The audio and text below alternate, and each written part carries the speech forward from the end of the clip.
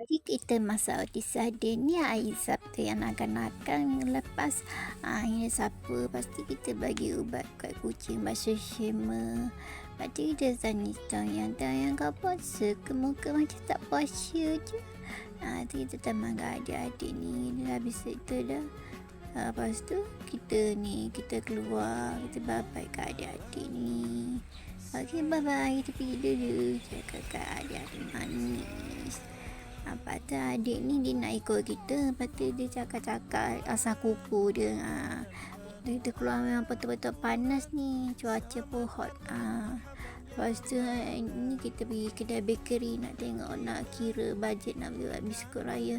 Ni kita pergi Maidan, kita jemputan Nana punya inti. Tapi kita selalu buat sini, kita saja tengok. Lepas tu kita pergi pasar, kita turun, kita beli pisang. Sinilah kita beli. Lepas tu kita pergi CS. Wah, tengok biskut raya banyaknya. Wow. Itu Mama Bakeries kan. Pasti ni lobak. Wangi betul-betul lah dahsyat dah bau dia.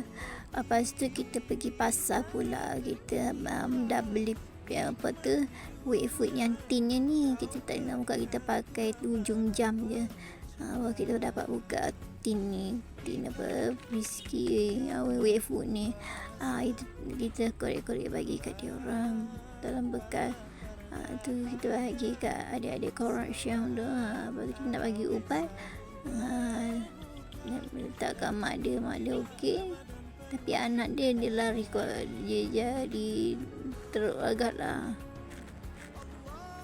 Bukan dia cakap kita tadi tu video. Lepas tu kita jumpa Bang Jamil. Abang Jamil. Duduk Bang Jamil. Nakal apa murah. Aduh manisnya. Kita tahu bakar dekat Bang Jamil. Nakal. Dia suka makan apa kita bagi api paling best ayam goreng. Sini Uyin ni dia nak juga nama gerak Bang Jamil. Rupanya ingat suara tu mana, boleh tengok anak burung kat ujung tu. Dia tengok burung, lepas tu dia menyut-menyut tu Abang Jamil. Lepas tu yang rupanya dia respon pada burung di ketol tu. Awal dia masih si manis kan. Kita bye-bye.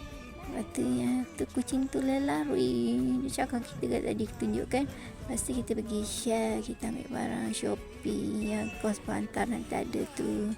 Lepas tu kita keluar guys. Keluarlah. Lepas tu kita pergi CS dekat Ceja, kita beli ayam. Lepas tu cukup lah, kita beli tu je.